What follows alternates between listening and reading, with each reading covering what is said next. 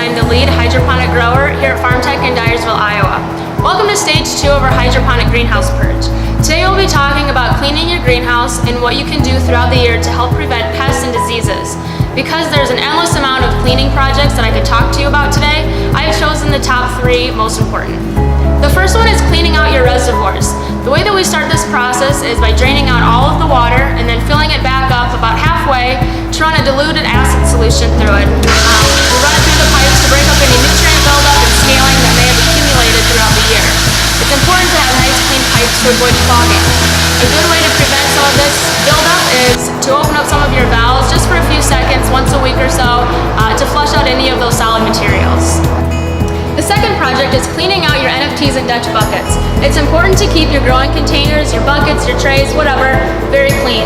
We sanitize our buckets at the end of each growing season and our NFTs after each harvest, both with just a little green scrubby and a 10% bleach solution.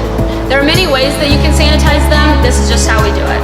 Whichever way you choose is fine, just as long as you're getting them clean. By keeping them free of built-up plant matter, it helps reduce the levels of pathogen inoculums in your growing areas. These pathogens have tiny little spores that a lot of the times you can't see, making it really difficult to eradicate them. So fully scrubbing out and sanitizing your growing areas ensures that these pathogens are eliminated and the new plants will have a nice clean environment to thrive. The third project is power washing and more sanitizing. This is probably my favorite because you get to get rid of all of the dust and debris, also any pests that have accumulated or are planning on overwintering in your greenhouse. We power wash ceiling to floor. Once all of the dust is gone and everything is nice and shiny again, we sanitize. Like the growing containers, there are many ways that you can sanitize. Here we use Sanidate 12.0 in a diluted solution and just run it through our sprayer or power washer. It's very important to make sure to get into every corner and crevice because those little pathogen spores can live on anything and everything.